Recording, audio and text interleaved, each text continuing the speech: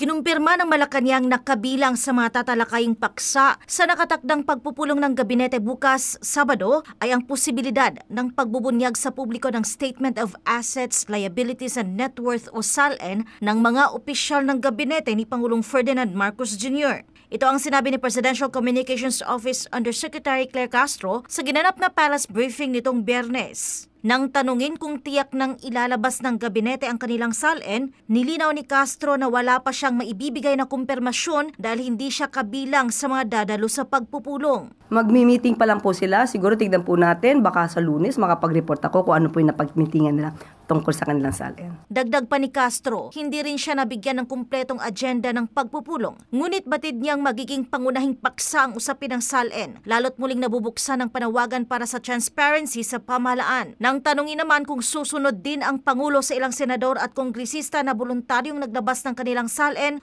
tugon ni Castro, tignan po natin kung ano po ang nararapat. Matatanda ang nabanggit kamakailan ng Pangulo na nakahanda siya na isumite at ilabas ang kanyang SALN kung ito'y formal na hihilingin ng Independent Commission for Infrastructure o ng Office of the Ombudsman.